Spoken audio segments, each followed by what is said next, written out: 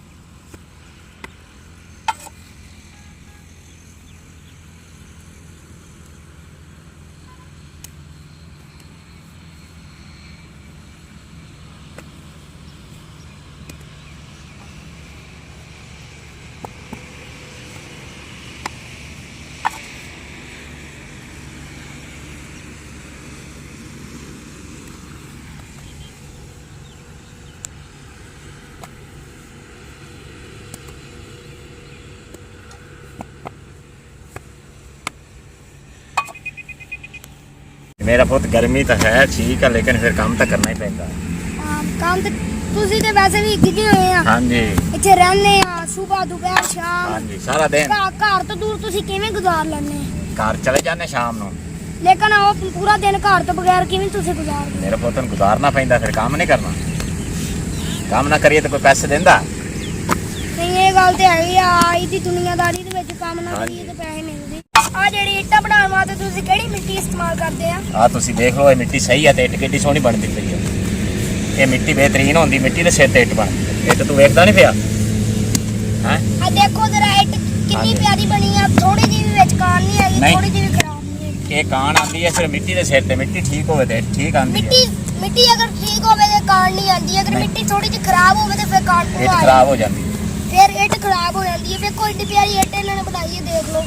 ਜਿਹੜੀਆਂ ਤੁਸੀਂ ਦਿਨ ਰਾਤ ਮਿਹਨਤ ਕਰਕੇ ਇੱਟਾਂ ਬਣਾਉਂਦੇ ਆ। ਹਾਂਜੀ, ਇਹ ਕੀ ਤੁਹਾਨੂੰ ਮਿਲਦਾ ਵਾ ਬਣਾਉਣ ਤੋਂ ਬਾਅਦ? ਇਹ ਮਿਲਦਾ ਕੀ ਮਜ਼ਦੂਰੀ ਦਾ ਹਿਸਾਬ ਕਿਤਾਬ ਆ? ਇਹ ਬਹੁਤ 1000 ਇੱਟ ਦਾ 1000 ਰੁਪਈਆ, 1 ਰੁਪਏ ਦੀ ਇੱਕ ਇੱਟ। ਕਿੰਨੀ ਲਾਣੇ ਆ ਤੁਸੀਂ ਪੂਰੀ? ਜਿੰਨੀ ਮਰਜ਼ੀ ਬਣਾ ਦਈਏ, ਭਾਵੇਂ ਹੁਣ ਮੈਂ 100 ਬਣਾ ਕੇ ਚੱਲ ਜਾਵਾਂ ਤੇ ਭਾਵੇਂ 1000 ਬਣਾ ਕੇ ਚੱਲ ਜਾਵਾਂ। ਇੱਕ ਦਿਨ ਦੇ ਵਿੱਚ 100,000 ਬਣਾ ਦਿੰਨੇ ਆ। 1000 ਬਣ ਜਾਵੇ, 500 ਬਣ ਜਾਵੇ, 700 ਬਣ ਜਾਵੇ, ਉਹ 1 ਰੁਪਏ ਦੀ ਇੱਕ ਇੱਟ ਤੇ 1000 ਦਾ 1000। ਦੇਖ ਲਓ, ਇਹ ਜਿੰਨੇ ਮੈਂ ਇੱਟਾਂ ਬਣਾ ਲੈਣੀਆਂ ਉਹਨੇ ਪੈਸੇ ਮਿਲ ਜਾਣੇ। ਆਪਣੀ ਮਿਹਨਤ ਹੈ। ਆਪਣਾ ਕੰਮ ਨਹੀਂ ਐਡਾ ਚੱਲਦਾ, ਲੇਕਿਨ ਮਿਹਨਤ ਦਾ ਕੰਮ ਆ। ਮਿਹਨਤ ਦਾ ਕੰਮ ਇਹ ਬਹੁਤ ਜ਼ਿਆਦਾ ਮਿਹਨਤ ਦਾ ਕੰਮ ਆ ਤੇ ਗਰਮੀ ਦੇ ਵਿੱਚ ਤੁਹਾਨੂੰ ਮੁਸ਼ਕਲ ਤੇ ਹੁੰਦੀ ਹੋਣੀ ਆ। ਬੇਟਾ ਜੀ ਮੁਸ਼ਕਲ ਤਾਂ ਬਹੁਤ ਹੁੰਦੀ ਹੈ, ਲੇਕਿਨ ਫਿਰ ਕਰਨਾ ਤਾਂ ਪੈਂਦਾ ਹੀ ਹੈ। ਤੁਸੀਂ ਪੱਖਾ ਪੁੱਕਾ ਨਹੀਂ ਲਾ ਲੈਣੇ ਇੱਥੇ? ਇੱਥੇ ਮੇਰਾ ਪੁੱਤ ਕਿੱਥੇ ਪੱਖੇ ਚੱਲਦੇ ਆ? ਇੱਥੇ ਅੱਲਾ ਨੇ ਪੱਖੇ ਚਲਾਣੇ ਆ। ਮੁਸ਼ਕਲ ਤਾਂ ਹੈ, ਲੇਕਿਨ ਗਰਮੀ ਸਾਡਾ ਬੁਰਾ ਹਾਲ ਹੋ ਜਾਂਦਾ।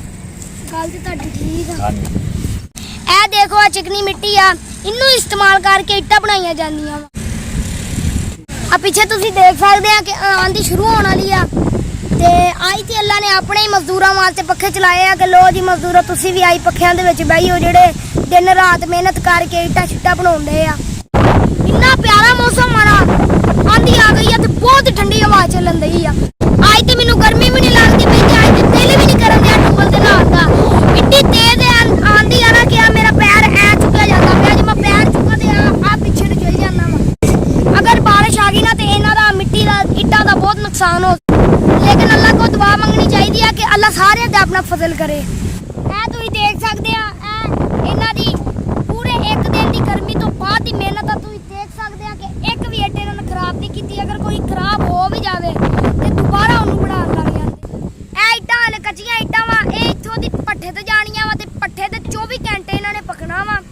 ਉਸ ਤੋਂ ਬਾਅਦ ਇਹ ਮਿਹਨਤ ਪੂਰੀ ਹੋਣੀ, ਉੱਥੇ ਇਹ ਇੱਟਾਂ ਤਿਆਰ ਹੋਣੀਆਂ ਵਾ ਤੇ ਇਹ ਇੱਟਾਂ ਤਿਆਰ ਹੋਣ ਤੋਂ ਬਾਅਦ ਇਹਨਾਂ ਦਾ ਰੇਟ ਇਹਨਾਂ ਦੇ ਕਾਰੀਗਰਾਂ ਨੂੰ ਮਿਲਣਾ ਵਾ। ਜਿਹੜੀਆਂ ਇਹ ਭੱਠੇ ਤੇ ਜਾ ਕੇ ਇੱਟਾਂ ਤਿਆਰ ਹੋ ਕੇ ਵਿਕਣੀਆਂ ਨਾ, ਉਹ ਇਹਨਾਂ ਦੀ ਪੂਰੀ ਹੋਣੀ ਆ ਤੇ ਉਸ ਤੋਂ ਬਾਅਦ ਇਹਨਾਂ ਨੂੰ ਪੂਰੇ ਦਿਨ ਦੀ ਮਿਹਨਤ ਤੋਂ ਬਾਅਦ ਇੱਕ ਇੱਟ ਦਾ 1 ਰੁਪਿਆ ਮਿਲਣਾ। ਅਗਰ ਇਹ ਇੱਕ ਦਿਨ ਦੇ ਵਿੱਚ 500 ਜਾਂ 1000 ਇੱਟ ਬਣਾਉਂਦੇ ਆ ਤੇ ਇਹਨਾਂ ਨੂੰ 500 ਇੱਟ ਦਾ 500 ਮਿਲਣਾ, 1000 ਇੱਟ ਦਾ 1000 ਮਿਲਣਾ ਤੇ 100 ਇੱਟ ਦਾ 100 ਰੁਪਿਆ ਮਿਲਣਾ। ਸਿਰਫ ਸਾਨੂੰ ਲੋਕਾਂ ਨੂੰ ਇਹਨਾਂ ਲੋਕਾਂ ਦੀ ਮਿਹਨਤ ਦੀ ਕਦਰ ਕਰਨੀ ਚਾਹੀਦੀ ਆ ਕਿਉਂਕਿ ਮਿਹਨਤ ਕਰਨ ਵਾਲੇ ਇਨਸਾਨ ਹੀ ਅੱਗੇ ਵਧਦੇ ਆ। ਅਗਰ ਆਪਾਂ ਮਿਹਨਤ ਕਰਾਂਗੇ ਤੇ ਆਪਾਂ ਵੀ ਦਾਰੀ ਗੱਲ ਅੱਗੇ ਵਧਾਂਗੇ। ਅਗਰ ਇਹ ਮਿਹਨਤ ਕਰਦੇ ਆ ਪੂਰਾ ਦਿਨ ਤੇ ਇਸ ਤਰ੍ਹਾਂ ਆਪਾਂ ਨੂੰ ਵੀ ਮਿਹਨਤ ਕਰਨੀ ਚਾਹੀਦੀ। ਮੈਂ ਵੀ ਆਪਣੇ ਵਲੌਗ ਦੇ ਉੱਤੇ ਬਹੁਤ ਮਿਹਨਤ ਕਰਦਾ ਵਾਂ ਤੇ ਜਿਹੜੇ ਸਬਸਕ੍ਰਾਈਬਰ ਮੇਰੇ ਵਲੌਗ ਵੇਖਦੇ ਆ ਉਹਨਾਂ ਸਬਸਕ੍ਰਾਈਬਰਾਂ ਦਾ ਬਹੁਤ ਜ਼ਿਆਦਾ ਸ਼ੁਕਰੀਆ। ਮੇਰੀ ਤੁਹਾਡੇ ਨਾਲ ਇੱਕ ਛੋਟੀ ਜਿਹੀ ਰਿਕੁਐਸਟ ਆ, ਤੁਸੀਂ ਮੇਰੇ ਚੈਨਲ ਨੂੰ ਜ਼ਿਆਦਾ ਤੋਂ ਜ਼ਿਆਦਾ ਸਬਸਕ੍ਰਾਈਬ ਕਰੋ ਤੇ ਮੇਰੀ ਵੀਡੀਓ ਨੂੰ ਜ਼ਿਆਦਾ ਤੋਂ ਜ਼ਿਆਦਾ ਸ਼ੇਅਰ ਕਰੋ ਤੇ ਤੁਸੀਂ ਮੈਨੂੰ ਕਮੈਂਟ ਦੇ ਵਿੱਚ ਜ਼ਰੂਰ ਦੱਸੋ ਕਿ ਤੁਹਾਨੂੰ ਮੈਂ ਅੱਜ ਦਾ ਵਲੌਗ ਮੇਰਾ ਕਿਵੇਂ ਦਾ ਲੱਗਾ। ਅਗਰ ਤੁਹਾਨੂੰ ਮੇਰੀ ਵੀਡੀਓ ਨਹੀਂ ਵੀ ਪਸੰਦ ਆਂਦੀ ਹੋਵੇ